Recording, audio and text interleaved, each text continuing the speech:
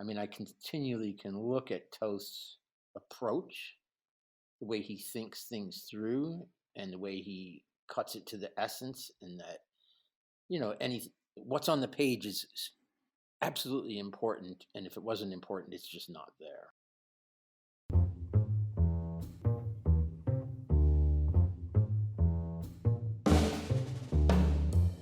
Hello, and welcome to Alex Toth In Depth. This is Paul Fricke, cartoonist, comics professor, and Toth junkie. This is the program where we discuss Toth's work and influence on comics, character design, and visual storytelling. Please do subscribe on YouTube or to the podcast. Positive reviews really help. For daily Toth art posts, follow at Alex Toth In Depth on Instagram. Check show notes for links and spread the word. For this episode, joining us is fine artist and cartoonist James Romberger. He's written many essays and reviews for the Comics Journal, other publications, and for his website. And to my mind, he's one of the foremost writers on the work of Alex Toth. Welcome, James. Great to be here, Paul. Yeah, I've referred to Alex Toth as my comics dad, and you use a similar formulation in your essay, Toth Internalized. We're both pretty obsessed with his work. Why can't you leave his work alone, and why do you keep coming back to it? I mean, I guess a large part of it is that I'm involved in the form, kind of in the strange way that we all are now, because who knows? It's almost like our bizarre hobby that Right.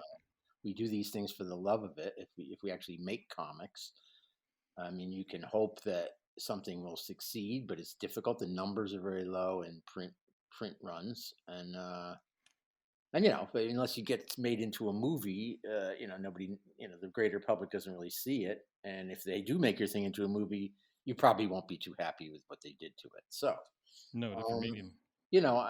my thing with Toth, I guess, as I said in that issue, I had an older brother who passed away when he was like 18, and I was 14. But I remember going into his room one time, and and I asked him who the best artist was, and he had all these DC War comics, and he just like immediately said Alex Toth, and then he explained to me why, because the guy brought the things to life, and they're so beautifully drawn. Mm-hmm. So, those pieces actually, strangely enough, like the Soldier's Grave or White Devil, Yellow Devil, those few Mm-hmm. pages really, they're so beautifully done and so visceral, and they still are some of my favorite things ever done. I mean, I continually can look at Toth's approach, the way he thinks things through, and the way he cuts it to the essence, and that what's on the page is absolutely important, and if it wasn't important, it's just not there. So Right. He strips it really down. he stripped it to the essence, and also made it sing. He takes like a fairly pathetic weak story and turns it into this gold. So I mean, Yeah. it's magnificent what he was able to do. I mean, I remember reading what he said late in life. He's kind of like, "Oh, I looked through this pile of stuff I'd done, and it doesn't seem all that distinguished. It's a bunch of ragtag little bits and pieces here and there." But and I can see why he felt that way. But it's those few really amazing things that he did that make it worthwhile. I mean, really, it's like in comics, I think someone can make only really one major work even and find their place in the pantheon. But Mm-hmm. Toast did a lot, and he worked for many years. And the stuff that he did at the end, I think he was very frustrated. I wish he'd gotten to something really magnificent right at the end, but the content levels went to a place he wasn't willing to go. So, and we could talk about that. But Yeah, that seems true. Would you say then that you connect with Toth's work on a personal level yeah, because of that connection that you mentioned in your intro to him, and on a logical level as you analyze his work intellectually? yeah. I mean, there's certainly an aesthetic going on in terms of the thought and how he structures pages and paces a narrative and does all these things and has the page is a whole composition with the lettering leaving your eye around. And then there's also like an emotional core Mm-hmm. to the way he has his characters act. I mean, they're literally actors. So Mm-hmm. you can look at those characters as each one is him, because he's the brain, the guiding brain behind the performance. Right. So when he's picking these essential moments to draw from whatever angle, um, his decision making is very important. I noticed, like in some of his earlier work, and I've said this before, but I can't remember where. But I look at some of the stuff from the 50s and the early 60s, and there's a sort of a, I mean, he's known as a curmudgeon, sort of, and a cranky guy. Mm-hmm. But in the work, sometimes I see in some of that work like this kind of meanness in the faces. Yeah, And yeah, I I get don't it. really know how to qualify that, but I do notice that in the pieces that I like the best, it isn't there, and he's beaten it out of it. He's found a way out of it. He's found a way to give the character's heart in behind the surface. Yeah, it reminds So, me of a Shazam genie character he designed, oh yeah, and there's these. It's got that meanness you talk about. He's got yeah. There's a grim. the thick furrowed eyebrows, and they made him change it, and he did a more you know engaging, Yeah, the approachable. animation stuff had a lot of that in it. I saw that a lot across it, and you're like, wow. And you look at this. It's like two characters. Remember, it's like some sort of a safari characters. This lady and a guy, and he's got Right. the bush hat on, and she's got this face like what? Right, frightful. Yeah, And then they redid it, and I think it looks like Dan Spiegel redid those heads. right. They just went, Toast's never going to fix this. They got somebody else to fix it. And then Toast probably went to Spiegel, like, damn, Spiegel, what'd you do that for? It's like, why'd you change my stuff? Yeah, some of that stuff he actually did change, but other times, if they approached him about it, he'd probably walk out. Well, it could And have been a bad day, and it comes out in his work. Like, I don't know, I did a self portrait. I've been doing this series of selfies. Like every couple of days, I'll just do it. Like I'll take about 2 minutes to do something. Either Mhm. take a picture of myself with the phone, or I'll just look in the mirror and do a picture of myself. Like really, I won't spend any longer than 2 minutes on it. And the one I did the other day, it was actually 911, and I wasn't cranky about remembering 911 and all Mm, that, the miserable tragedy, but I was right. really getting annoyed at all the patriotic dribble that everybody's going on about, ignoring, what So we you're in got a up mood. to that. Yeah. Well, anyway, I was in a mood, and it really came out in the piece. It's a real pissed off piece. People like, what did you eat? Like, and sure enough, I mean, and Margaret even looked at, she goes, yep, that was you that day.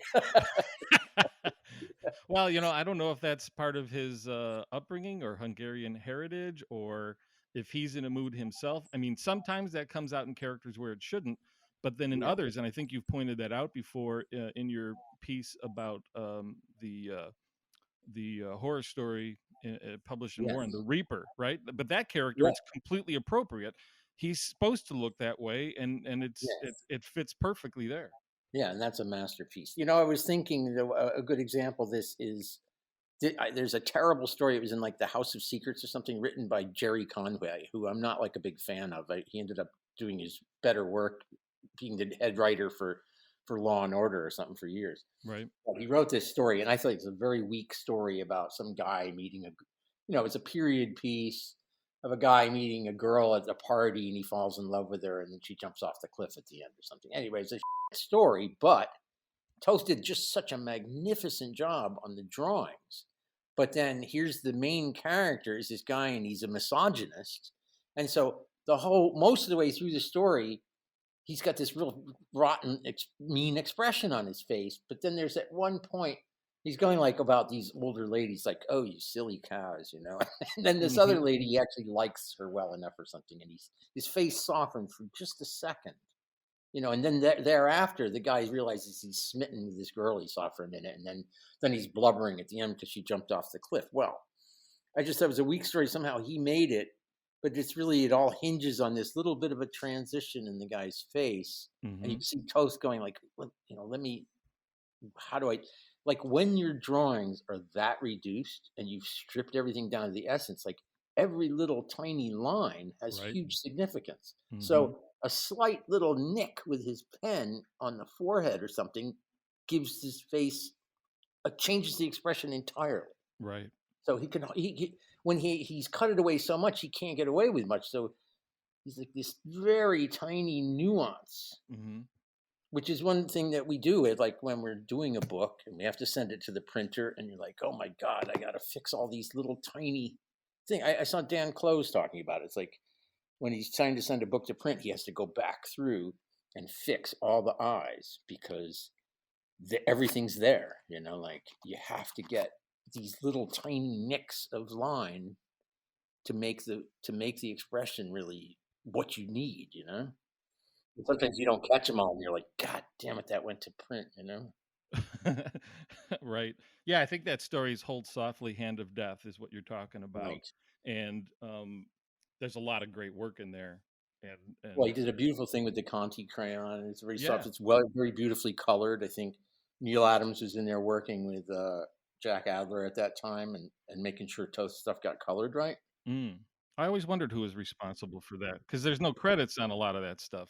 No, nobody credits the color, but that was Jack Adler was the head guy. And so when you see some of the romance jobs, basically every time you see a Toth job at a certain point in the 70s, they're beautifully colored, and it wasn't Toth. But Right. I heard that it was like Jack Adler was in there, and he knew it was Toth, and he would treat it well. And Neil Adams would come in and go, "Oh my God, look at this thing! Let me do it." Oh, wow, cool. Yeah, I mean, So some of those yeah, DC jobs are not colored well, and then others are, and sometimes it's spotty within a certain story. But it's kind of impressive how well some of those hold up. the horror books got a lot of good coloring. Yeah, and Soldier's Grave is a beautiful color. Yeah, those are beautiful. All those are really, really beautiful. Now, you've mentioned that he's got a weight or a believability in his drawings. I think you said you can feel the character. Like some of that, I think, is like you can physically feel the character, but then also it's part of the acting you're talking about. And then figures and Yeah. objects in space. I mean, this is something I talk about with I teach some classes that are kind of into narrative things. And I tell my students, it's like a thing that I found when I was having to do these longer form books. Like, I did one thing with Marguerite that was her mother's, you know, when she was 20 going through the Blitz in Portsmouth, England. Oh yeah, And this is then from it the goes late to, child book. yes, and then it goes to the south of France. And Mm-hmm. the thing is, I'd been in Portsmouth and I'd been to the south of France where Marguerite took me where she'd been. Mm-hmm. Okay, so I knew these places. And I found that when you're trying to draw something, like I draw a lot of stuff that happens in New York because I know New York. Mm-hmm. And when I cast a story like I did the Bronx Killer something, I made the hero of this one guy who I didn't particularly like, and I made his girlfriend that gets killed like one of my old girlfriends who I really liked, but I Mm-hmm. based them off somebody I know. So, I mean, I feel like then I had to do this other thing for DC Comics, Aaron and Ahmed, that was like about a doctor and an inmate at Guantanamo, and then they break out to find the roots of the terror meme virus or whatever, and then they go to Pakistan to the Khyber Pass and all this stuff. Well, I'd never been there. Mm-hmm. What I found was if I can't believe the thing myself, how Right. the hell can I make the reader believe it? So I had a real problem with the Aaron. I mean, I could do Marguerite's thing because I knew those things, Right. That's in you the know, and Hetty War I story. could kind of reverse engineer her to her childhood self. I knew her mother, so I could draw her younger. Right. You know, when it came to the Afghanistan thing, the only resort I had was there was a Vice magazine video of like the Khyber Pass, so I was able to draw that somewhat. Mm-hmm. There was no footage of Guantanamo, so I'm really stuck with this thing it has no weight. It's like it's like a it's like a dance, like a nightclub set held together with duct tape. It isn't real. It has no weight at all. And I think Toth would go in and he would understand really comprehensively what he's doing. I mean, I'm just about to talk to Arkikio Johnson about his book, No One Else. Yep. And he's got in this book, it's beautifully done, and he's created a space like this house and a lawn with a boat in it, and the house inside is he obviously floor plan. I don't know if it's based on something real, but he understood comprehensively what what his setting was and what his characters all look like. And so Mm-hmm. he's able to move his interior camera around. And this is kind of what Toth would do is if you look at something like the torpedo story, the first torpedo story is a good example because like these great scenes of him going to get to the bald guy that's like, the gangster head, and he Right. shows him, the shoes of the guy he supposedly killed and all this, the girl that he supposedly killed for him. Right. Anyway, it's like he worked out that thing to such a degree, he understands every inch of the space, and there's nothing in the drawing that isn't comprehensively worked out. If there's a chair somebody's sitting on, that's a particular vintage chair, Right. and he understands what it looks like from 5 different, 10 different angles. Or if there's a vehicle, that's a real vehicle. You see, like in a lot of his stories, from Dell to DC, all over the place, and throughout his whole career, he keeps drawing that chord. That's like his favorite car, and he draws it in like 50 stories. You know. Right. So, that's the kind of thing you draw what you know, or if you're going to put something in, you better understand it comprehensively. And that's what he did. He did, and there's some of that is building up. He's got a photographic memory, and he said he would kind of study something, take it in, and then set it aside, and then go draw it. I And mean, what does that mean, a photographic memory? Now I can go and, if I sit and I've done a lot of these pastel drawings of my neighborhood and I know my neighborhood pretty well. So if I could go sit out in front of my house, look at the building across the street, uh-huh. count the windows, do a little sketch of make a notation of how many windows up, how many windows across, draw the lintels, like one detail of the lintels, or maybe there's a couple different ones, draw those examples, Yeah.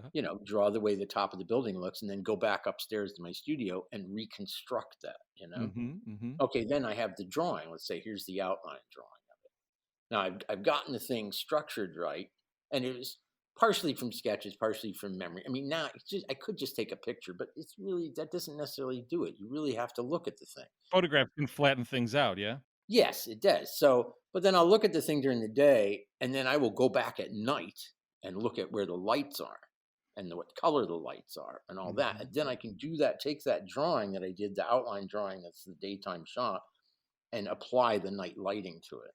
And Mm-hmm. that's how I'll be able to do, and I just make these notes. And that's a way of being able to, reconstruct something after the fact. And I think Toast kind of thought like that. I think he also, Noel Sickles had that sort of thing. Like, it's not just a photo, like, ooh, I looked and click, something went off and I Right. Right. remember. Right. No, he really has got to stare at it for a good long time Right. to get Right. that Break much it down. information. Yeah. Yeah. So Right. yeah, And well, that's one way. It sounds like you are doing something similar to him or applying it. But your work, you don't draw like Toth superficially. not at So all. No. how in what other ways do you does his work influence you, or how does it influence your approach?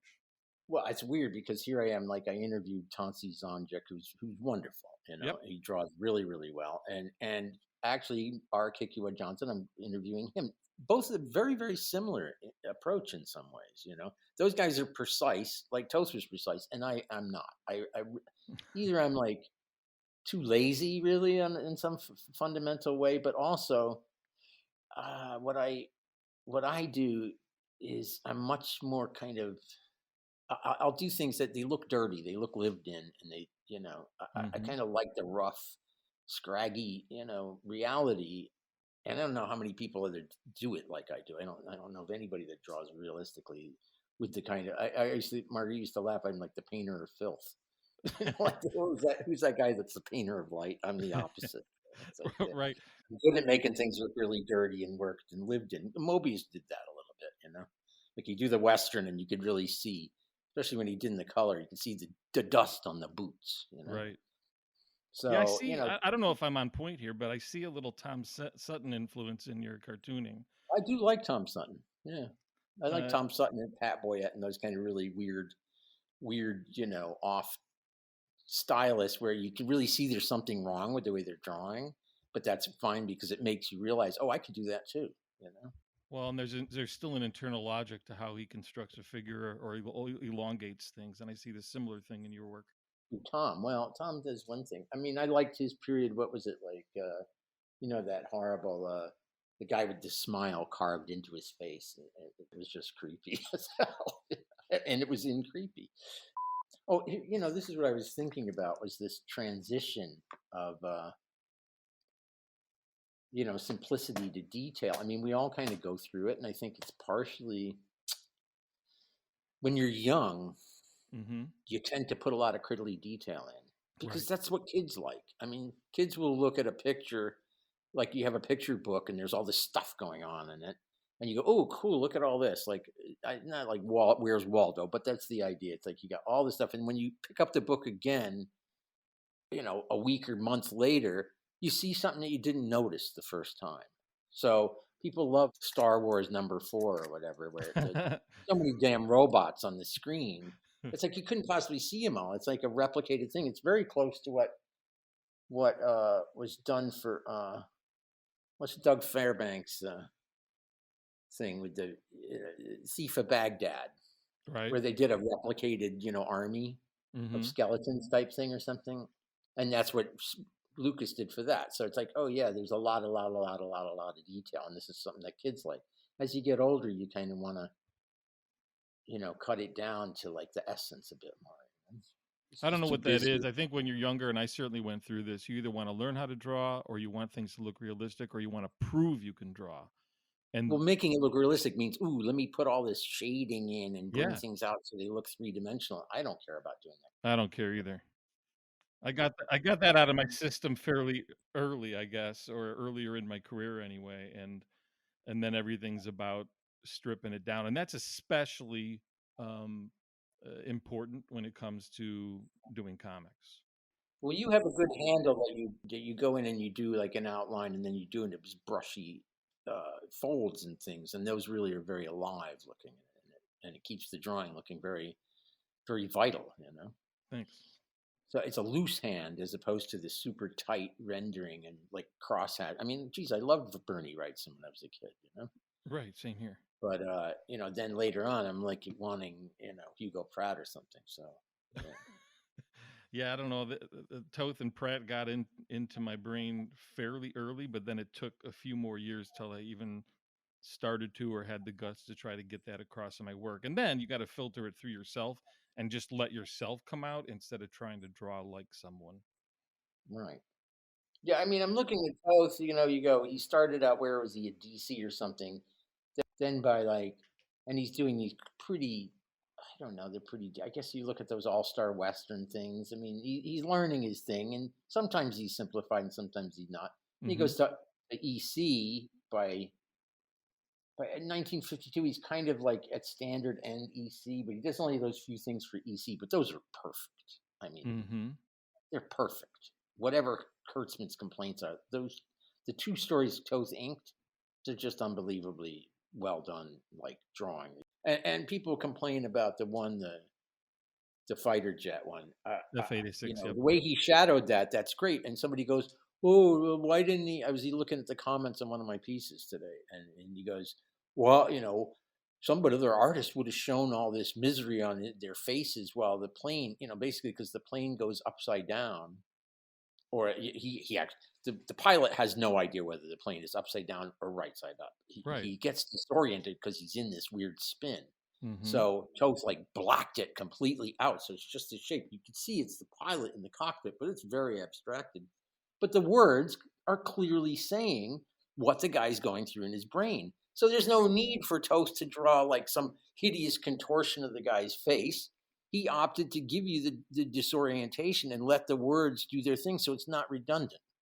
I You know, agree. Yeah, and I go into some detail in that in episode 5 of this program, you did. I should listen to that. and it's I've seen that those arguments about that particular story and those choices online as Yeah, well. it's bull. It's not real. It's like it's brilliant what he did.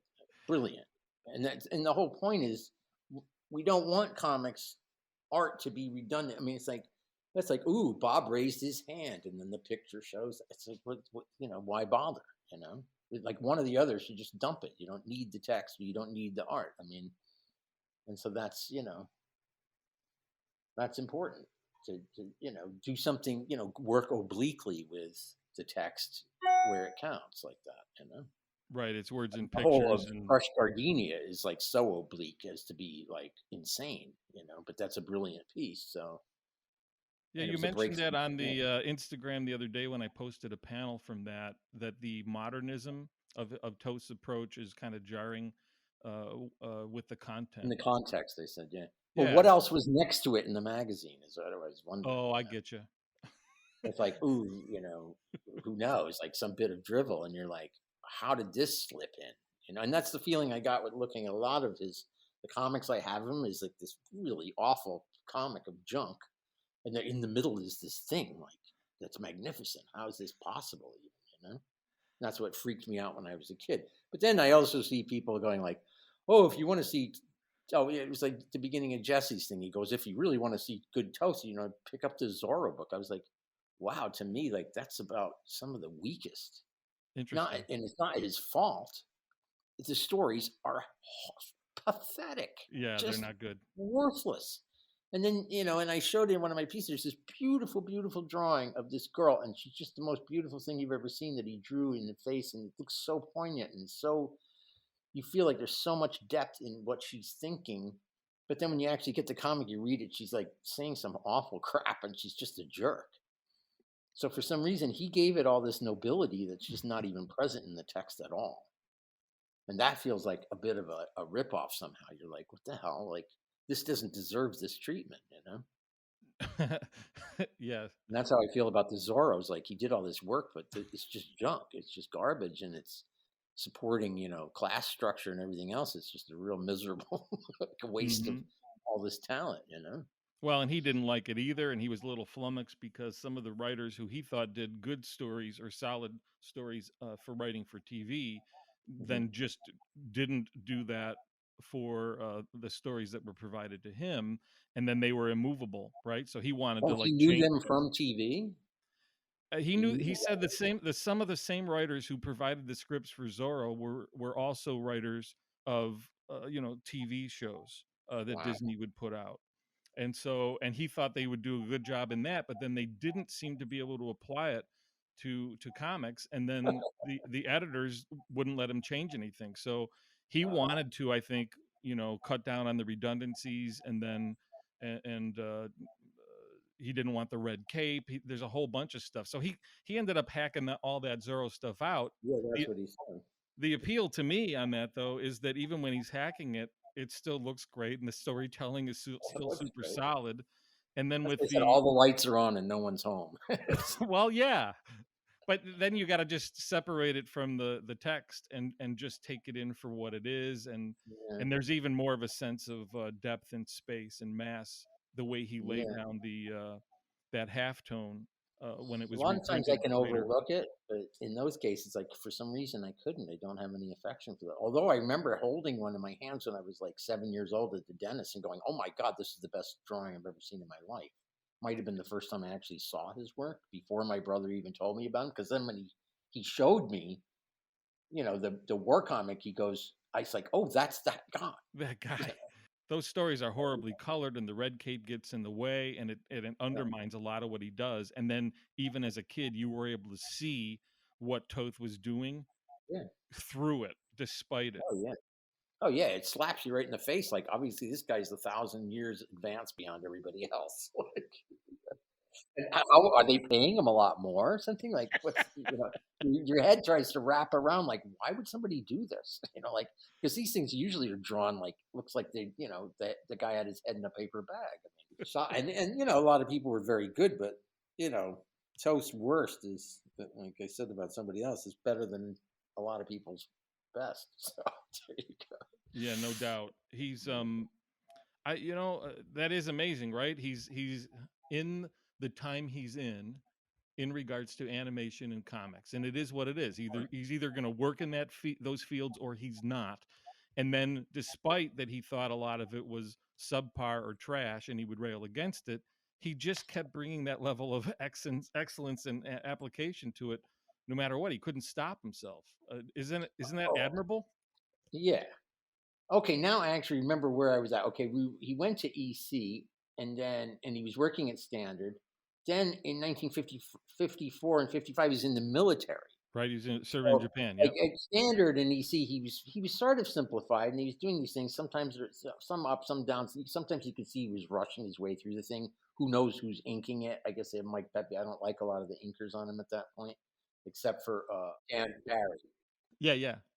Yeah, his inks were good, but so and in the military, he's got this cushy job. Like it's not like one of these things. Oh, he got traumatized in the military. He loved it, and he got to sit and do a comic strip the whole time. Right. And it's not very Happened for good. I Eisner don't. too. Yeah, I don't like Eisner's military stuff either. But Toast's military things are just awful. It's just awful. They have it in the book. I hate it. I can't even look at it. It's like try to read it. It was like it's completely unreadable. Yeah. How the It's hell not. did he even do something that bad? But I mean, I thought he was doing great. I don't know, but it's a cushy service. He was having fun, and I suppose maybe if you're seeing them one on one in the thing, you go, "Oh, this guy actually can draw. This is pretty well done." Like whatever. Try to figure it out, and maybe Right. it Like a reads comic strip differently just for after. us. Yeah, I mean, so that's fine. But in there, those are cluttered. So then he gets back, and what happens? He can't get any work from anywhere. Then he goes to Dell. And so what happens at Dell, we have all these, they're the longest things he ever did. They're all these 30-page books. Right. And some of them are absolutely magnificent because they're so well drawn. And the thing is that I think is that he'd get the thing and have this very, very tight deadline, and he didn't have time to rethink himself. So all the OCD stuff goes out the window. He Mm. just has to get it done. And so number one, he's simplifying just for expediency, but Right. it also is a way. And like as he does it, he starts seeing what he's doing. Some of them are a little better drawn. Like if you look at something like No Time for Sergeants or Clinton Mack, those are very, very refined drawings, very, very well drawn. Right. Some of the other stuff, like the 77 Sunset Strip, that's really knocked out, but he's having fun with it. Or like the Yeah. Lennon sisters. I mean, these are all really well done things. I think they're fantastic. The stories aren't great, but stories aren't that bad. They're okay. They get you to page 8, 1 to 30, and you read the thing, and it's great. It's fine. Mm-hmm. The books themselves are actually incredibly durable. It's like you can go find like really dog-eared copies, and they're still the staples are strong. Like those books aren't going anywhere. They're They're like, solidly done. And the Dell stuff, yeah. most of it is not even colored that badly. No, not bad. And I think he lettered a lot of it himself, which is why I was wondering, was he able to change the script there without them noticing it? I don't know. He lettered Dell stuff. I don't. Yeah, you can see it's his hand. Hmm.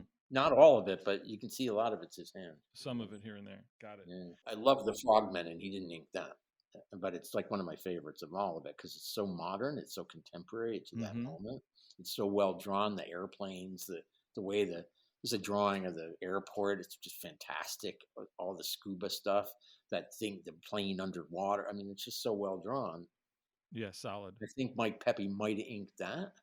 It's a Oh, great book. I think so. Yes, I think that's right. That's one of my favorites of all the things he ever did for Dell. Well, and Pepe's earlier stuff, I think, could be over inked. Even if Toth liked that inking, I think some of it's He did a weird thing, like he'd draw the overdone. upper lip or something and around the nose. Did something, like how Joe Sinnott would do stuff like that too, kind of wholesome up the faces. Right. I mean, some people have these ticks, and with Pepe, he does this weird thing with the lip, I think. Almost a Gil Kane kind of deal with the philtrum. Or how like Sid Shores would draw weird lines down the fingernails. Mm-hmm. Like, when you're a kid, you notice this stuff. You're like, okay, that's who that is. Right. Yeah. Well, he did simplify then in a variety of ways in working through the Dell stuff, and that's like what 57 to 63 maybe Right. 64. How do you think he continued to simplify Well, he didn't in necessarily. other work as he went forward? What's Certainly weird is animation. then he goes to DC Comics from Dell, Mm-hmm. and what does he do? Like something like if you look in the Toast Secret Hero of Center City, I was just looking at in one of those books, and Mm-hmm. it's like this thing: the aliens have invaded, and then they have to make a dimension bridge between two buildings. And so, I mean, you can blame partly whoever wrote the idiotic script, which is an Mm-hmm. awful piece of crap, but. But Toth did every panel say draw like a crowd of 1,000 people? Because he did.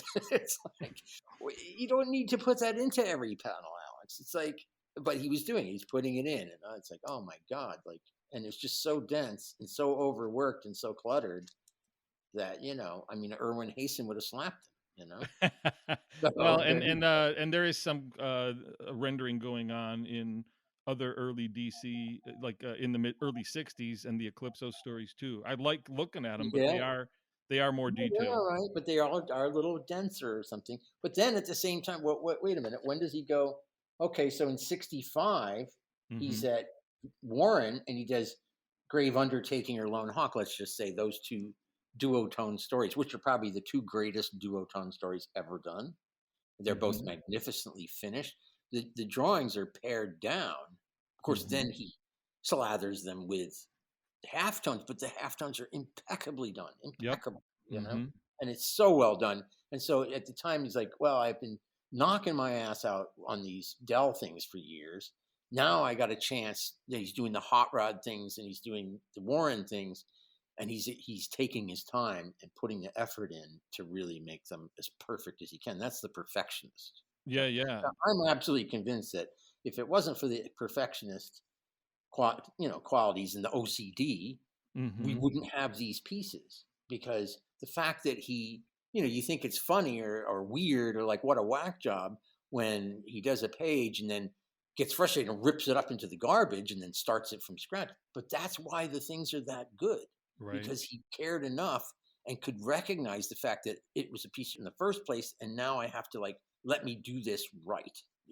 Right. Why? Because he has to, because he's driven to, Yeah, yeah. and Well, he puts the but time when in. he's taking his time, or he's got that perfectionist streak, when he's applying it, he's not doing it by the mid '60s by drawing a lot.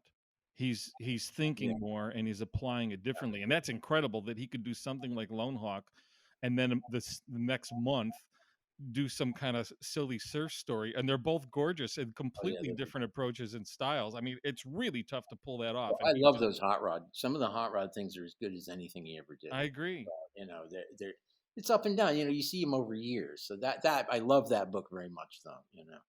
So I look at, that's one of the ones I go back to a lot. I'll go Mhm. back to that.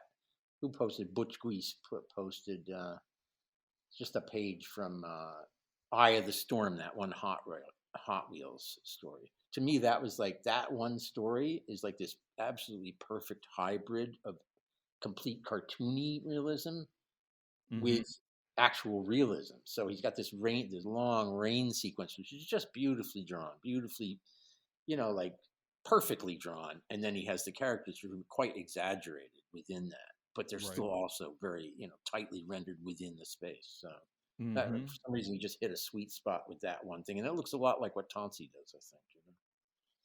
Yeah, he's very good as well. Yeah. No doubt. The I noticed too. I just want to ask you about your work a little bit. How did you first start as a painter, illustrator, and cartoonist? What drove you to it? Geez, I don't know. I mean, I always wanted to. I was always interested in comics. I didn't really necessarily. I don't know what I really thought. I can't. I went to art school, but I went to art school not for illustration or anything. I went for just like a real regular fine art thing, and I think that kind of bent me towards areas I might not have gone to otherwise. But I mean, the first things I did, I guess, were comics, and then I hitchhiked up to New York and sold a couple things to Archie Goodwin at Epic, Mhm. and then whatever, I moved to New York, and my roommate was Seth Tabak when they did World War III, which is very left wing kind of activist magazine. So I ended up doing these pretty strange pieces for him. Mhm. So you have this weird spot, like where either I went from the mainstream to this completely underground thing, and then I really, because I met Marguerite and we started running a gallery, because it was the East Village art scene at that moment. So Mhm. we were actually, to find a place to live, these people had let us take the lease of their gallery, and we're living in the back. And they were like, "Well, why don't we open it?" And then I did my first show there, and then we ended up doing gallery stuff for some years, and I still do on and off. Then I kind of went back. I don't know. It was like oh, I know what happened. There was a Gulf War and things like that happened, and I did one show that sold out uptown. I was showing uptown at that point. Then I did one show that sold out, and then the next show was the Gulf War, so I sold nothing. So I was like, oh, now what am I going to do? Mhm. I started working on a piece with David Wonderovich, my friend, mean, I was working on it very slowly, but I thought, well, I can get a little work from DC, maybe. I mean, I knew Lou Stathis and some other people connected with DC, so I started doing some stuff for the Paradox. Then I ended up doing more work for them. And it really was like, the thing is, you can't, like, I was working for DC for a while, but then my editor went to Marvel, and at that time I was boycotting Marvel, so I couldn't go with him. It was like Axel Alonso. He ended up running Marvel. Right. He's like, you can come and draw Spider-Man. I was like, nah, I really can't do it because those guys screwed Kirby. So I was kind of like, okay, shot myself in the foot that time. But yeah, back and forth. I do, I'll do things I want to do in comics. And you like keeping your hand in with fine art painting and comics and kind of doing both? Yeah, right now I'm on my 16th pastel to send to hopefully to South Korea. Who wants to give me a show out there? And then cool. I'm supposed to be maybe doing an NFT for them, and I don't really know what that is. I'm figuring it out. But meanwhile, I'm interviewing somebody for the Comics Journal. I don't really have a comics. Oh, I might have 2 comics projects, but they're really weird. They're not, they're not for a company that you'd recognize or anything. So, well, that's fine. But you love it, and that's why you do it. For my upcoming project, I'm just doing my own thing and putting it out on my own. I've gone through working for big companies. I've gone through doing storyboards and illustration, and now I just want control over it. And how many pages do you have out of how many you need? I've got over 50 pages done, and it'll probably be 250 page graphic novel. Wow! But I'm going to put that out another 3 years or so, huh?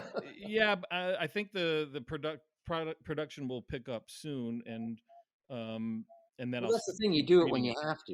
It's like all of a sudden when it hits, it hits. When it rains, it pours. Yeah, well, I'll be releasing that soon online where people can check it out. But then it'll just be a matter of keeping pace to see it through to the finish line. When I'm looking at your work, I see you doing a bunch of different things with layout. So I'm not sure what you're looking at. Well, like let's say I look at 7 miles a second, and you're doing this kind of trippy, kind of angled, diagonal layouts that kind of remind me of Steve Bissette a little bit. That's very old. That's what when I was drawing some mid '90s in like, late '80s. And then diagonal ones, that's the middle part that I was drawing at in like 1989 or something. So yeah, I might have been where Steve Bissette. I would see maybe you can see a bit more of like, Neil Adams and Mobius or something in some of that stuff. But yeah, I grew up looking at the same stuff as you, Paul. So Yeah, right. Your layouts for the stuff in Late Child are a little more straightforward. They're not really grid like. They're more open. But then you use what's the story you did in Flayed Corpse? In what? You did a book, Josh Simmons or something, Flayed Corpse. Oh my God! Well, I like Josh because he actually pushes every button known to man. I mean, he really Toth would hate his stuff. Holy mackerel! Oh, no doubt in terms of sensibility. That's the scariest shit ever. That is really some of the scariest stuff ever done. And that's why I did it with him. I was like, "Ooh, I want to work with this guy because he's got no brakes." Right. What's the name of that Daddy, story? That's like a miserable, rotten story of it's almost like I think it could be read as xenophobic. I'm not really sure. I should have thought about that a little more clearly before I did it. But that's a crazy. What is that actually about? That's a crazy story. But you're using an 8-panel grid similar to what. Right, I did that deliberately. I was just thinking to say to you, I'm not overly thrilled when Toth does that, like on that chord story in the Hot Wheel. Because it's good because it's interchangeable. If you screw up a panel, you can just cut it out and replace a panel. You didn't have to destroy the whole page. But yeah, I did that deliberately on that grid. The only good bits is like when the couple has sex right at the beginning, I think, in the car. And I used my friend Laura's, SUV as a model for that. So yeah. So, and then I got to color it for the collection because originally it was a mini comic printed in black and red, which of course went completely out of registration. I shouldn't have bothered to try to cut the ruby. I cut ruby lists or something for it. Or whatever. I did something ridiculous for it, and it was completely off register. I have 3 that are on register, and I saved them. But I colored it for the collection. But then it's strange because in the collection it looks too formal. Like all his friends are like these crazy alternative cartoonists, and then all of a sudden you hit my thing, which looks like it should be in, in House of Secrets or something, and except that it's disgusting. I What do mean, you? there's really something wrong. That's a disturbing piece, It of is. all things for you to pull out. That was What do like, you whoa. usually use for drawing? Well, for that, oh, okay. I mean, I'll draw on paper, and for a while, I used Toast's weapon of choice, which is a flare pen. But I've Yeah. broken away from that. I use, I do some pen work, but I use a brush. Okay. So I've really been trying to use only a brush. Well, even when you were using the flare, though, that's for drawing, for the cartooning and for the lettering, right? Yeah. There's still life in your line with that stuff, but Well, I got used to doing it for many, many, many years. Of course, then all the originals always fade, which is terrible for Toast fans because if you buy the original, you better not put it up they because, they may not see the light of day. Yeah. well, yeah, you can get ultraviolet plexiglass in that to make it so you could. Who But knows if it's just you don't hang it right in sunlight either. That would be insane. no, it's kind of sad to see some of those just dissipated or gone at They this were hung point. in sunlight. I mean, Yeah. it's just, Yeah, no doubt. no, it's a fact. I mean, then you know what? We worked out a way to do like a fake blue line. Like you Europeans use a blue line, which is like you know, the the ink drawing is printed on in blue on a board and then onto an acetate on the top, so you can peel it up and you can watercolor underneath it on the blue copy and then lay the Hmm. black back on top, and it makes a very clean finish. That's how all those blueberries and everything were done. Hmm. And we do that kind of with the faked it up with Xerox on a certain type of paper, and then we watercolor that, and then I can bring it up on Photoshop and do a nice watercolor finish. And I prefer that look. I don't really like the plasticity of digital coloring. It's a lith too, Yeah, well, just because people have tools doesn't mean you got to use them, and Well, people I'm get carried doing some away. things that way, but I do prefer a more organic looking thing. I like things to look like they're done by hand. I really hate font lettering. Like I'm sure Toast would have hated it. It's like you can see when all the E's or the A's are the same, or even if they have an algorithm that randomizes them a bit, you can still see it. It's dehumanized and it's plastic, and so you put the color and the lettering in this robotic thing. It just it's a forbidding surface that I think it might have a lot to do with why the numbers are going so down so much of people buying these things, because you look at it, it's like it's just off-putting. I don't know. I think people want to look at humans making things. I mean, there might be some good robot art that'll happen. I don't know. I'm looking forward to it. Who the hell knows? But that's not really. It's people pretending to be robots. Yeah, and the at MCAD we're generally trying to teach the students in comics to a letter by hand. I can't say they always love it. I can't say that they don't curse the Ames lettering guide, but it seems to me, I'm with you, that it should be at Well, least they draw on the tablets like water. I mean, they grew up knowing how to do this. I can't right. really undo that. And they have a whole thing. But I do say, look, you're not going to have that secondary market of originals. It's good for you to do something on paper at some point that you're then scanning in, because you'll have something that you could sell when you're like me and you're going to need a walker soon. You know what I mean? And you need a little extra income because I'm not really buying the whole thing like, oh, you can just have this digital file and everybody will love that and Hmm. worth a lot. I don't know. Like these things deteriorate. All my old discs don't play anymore. You Oh, know. right. Yeah, well, I've probably reconstituted my music collection 3 or 4 times because of the formats changing over the decades. So Yeah. Well, we those plastic compact discs actually stop working. what do you mean? They over time they break Yeah. down? Some of my ones that are older, they won't work in the computer anymore. I was Interesting. like, what the hell?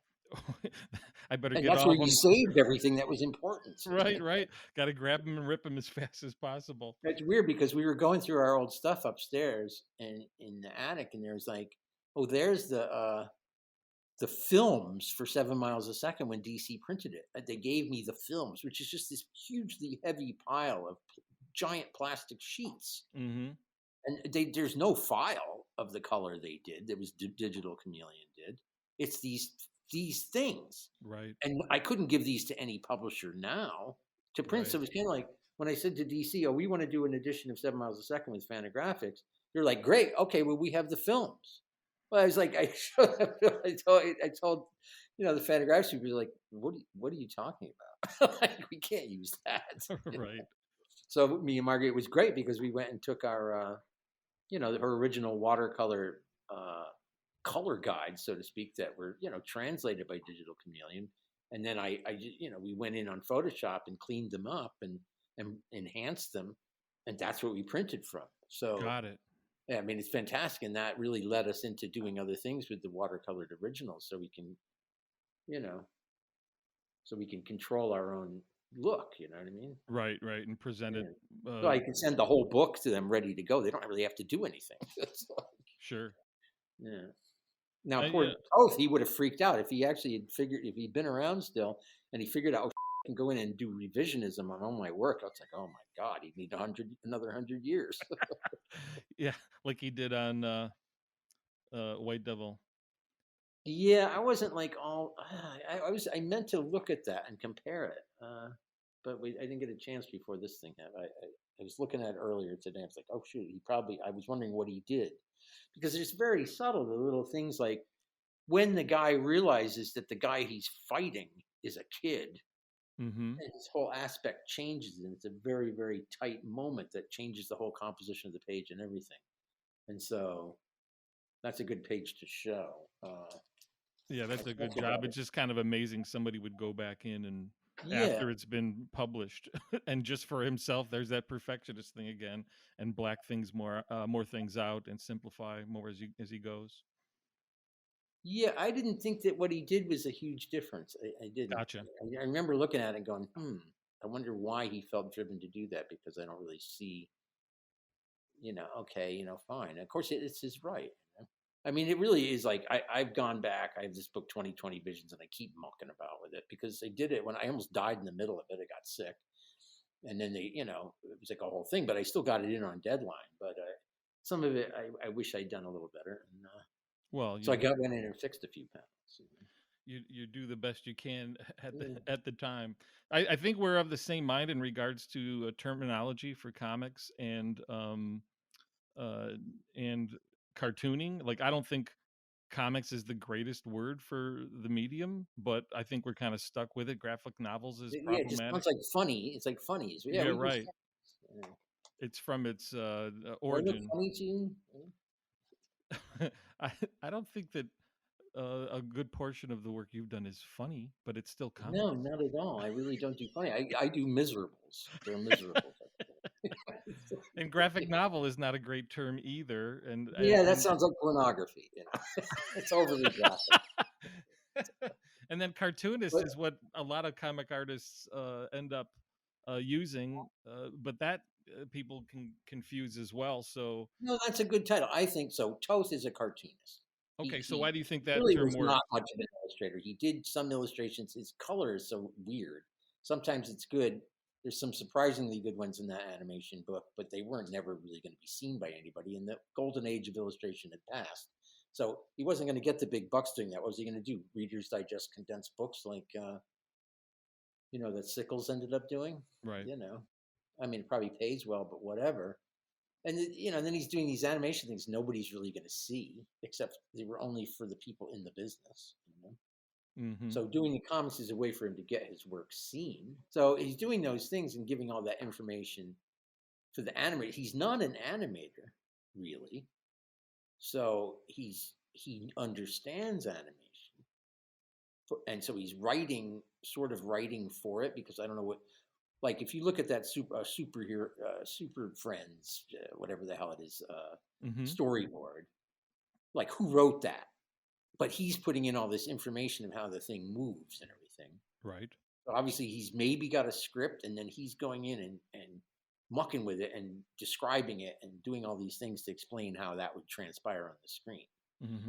I think he's aware of this, and the way the character reacts is perfectly timed. Everything's to do with how he's simplified. Is like, when you're working for animation, you work on a light table. I mean, it's a way to do drawings, and then you trace them over and you keep tracing it to the essence drawing, because when you're animating, you want to animate as few lines as you possibly can because they all have to be done by hand. So you're really cutting away for that reason. Okay. And the light table is a way to pull those drawings up without having all this excess mess around.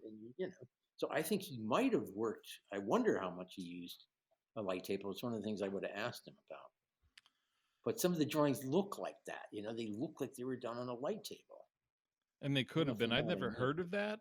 And in some ways it could be counter to the legend, but I also don't. It's worth theorizing about. No, it's just a means of refining. It's not like he's not tracing something other than his own drawing, but he'll do the drawing and then go in and redo it on the light table. So editing and fine tuning, right? Yeah, I've done that a million times myself. I actually have a light table still. I haven't done it in a while, but I make a lot less mistakes than I used to. I kind of can go right in, and especially after I stop smoking weed. I could then I stopped making all the mistakes. Well, I'm sure some good comics have been drawn on weed, and then, but it can also refine your work. No, I mean, I think it's anything that disrupts your concentration. It's like it's not like a good idea. Like, oh, let me sit down and do this page. It's like, oh, time for a martini. It's not really happening. Delayed gratification. Save that for a treat later. Well, I suppose Alex Raymond did that, but then look what happened to him. Right. Didn't end so well for him.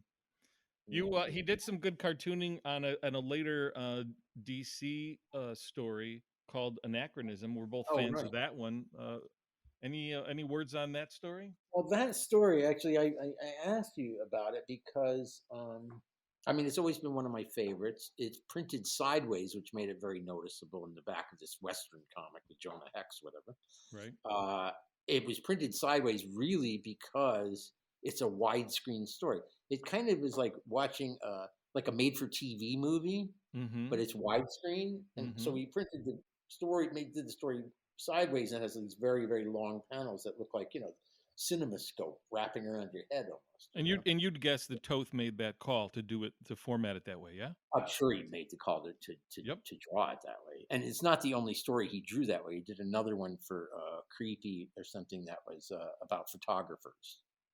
That that was run sideways, and it was pretty much for the same reason, because he wanted to get a certain kind of quality in the drawings. Right. Anyway, so you have this story, and then it's beautifully, beautifully drawn. It's his most perfect TV realism.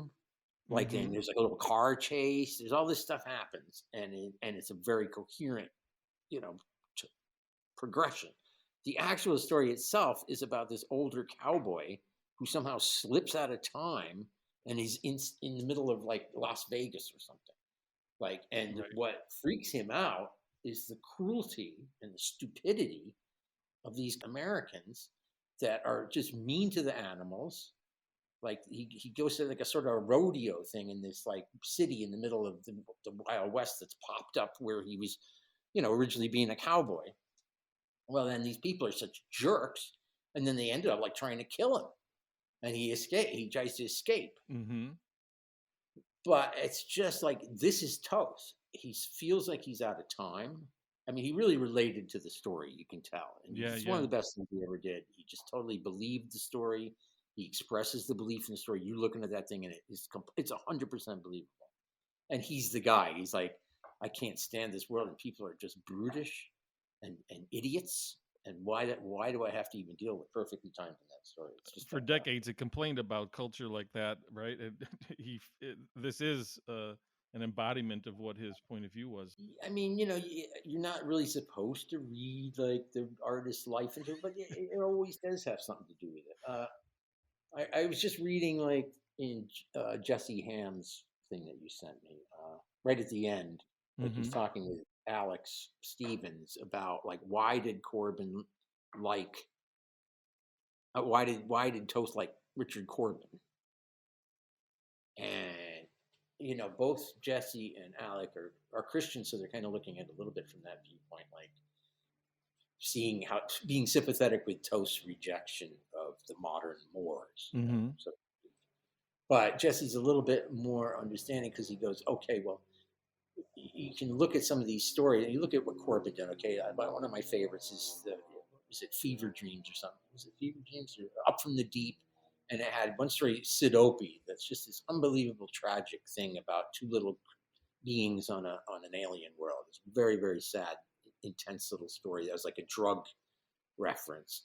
And that's paired in that issue with When Dreams Collide, which is this hippie girl gets on a bus with a priest who then starts spouting out the most unbelievably perverted stuff. So, and it's very, very critical to, I'd say, a Christian viewpoint. But I mean, that to me is like some of the best stuff Corbin did. And his early stuff was very, very transgressive and brilliantly drawn. So I'm guaranteeing that Toth looked at that and went, this guy actually knows what he's doing, even though the heads are pulpy and ugly because he always drew from these little clay models that he made, which makes everything look, just really kind of gross. But Corbin's movement and his articulation, and he picks the hard angles. Yes, he's right about that. And he does these different things. The meaning of the stories is actually a moral statement, right? Against hypocrisy or against drug abuse or against, like cruelty or people being vicious to each other, So Jesse really could see kind of that, the Toth was looking at it deeply. And I was thinking, boy, it's like really too bad because, when I sent him a copy of my 7 miles a second, and of course I hadn't read any interviews with him, and I thought, at that time, well, he's a TV guy. He's got to live in Hollywood. He probably knows lots of gay people and all kinds of diverse people, and he's probably a pretty tolerant guy. So I sent him 7 miles a second. But then I heard later that he was very, very upset. It's obviously now knowing that it's totally against what he thought comics would be. I mean, this thing, a gay guy dying of AIDS, and it's pretty nihilistic at a certain point. David doesn't have a lot of hope, and he presents a lot in the book of like the horror of existence, and it really lays it out. But in the end, really, the way I did it, what I thought I was embedding in it was really a thing about empathy. That's the essence of message that I was able to put into the thing.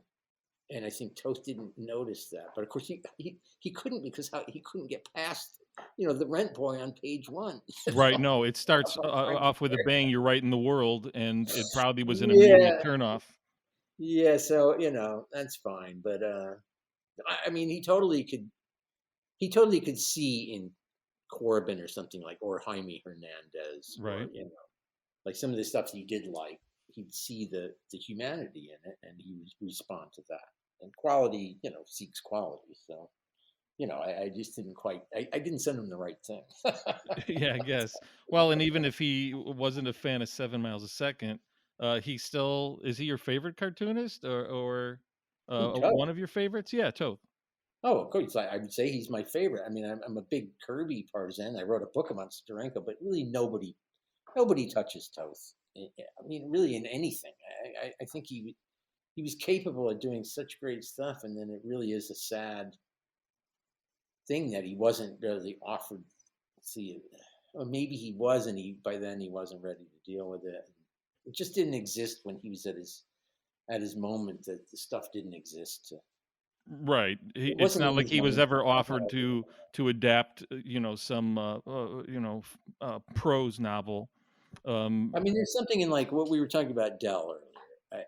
I think, you get on a roll, and it's something that happens to me. It's like I'm doing a book or doing something, and you get on a roll, and you really like it's going to happen to you with your book. It's like you get everything, and then it just starts like you're like rolling off a log. I can keep doing this and keep doing this. And if you stop for whatever period you stop, you got to get back on that horse. And sometimes it's really like starting from square one. So when Toth is at Dell, knocking these things out on deadlines, I think he was on an unbelievable roll. Mm-hmm. I was able to produce like this huge body of work, really, because if you look at the size of the Dell stuff, that's so much more of it than almost everything else he ever did. Right. It's several years and several years, and it's a sustained effort. So that's interesting to see him get able to work for that long on something. Well, he's a workhorse. As some might say, that he was a jobber, and he did some great stuff within that context. I don't You think look at that like how many drawings he did for that thing, C Lab right. 2020, was it? The drawings are unbelievable, and there's so many of them, and they're so detailed.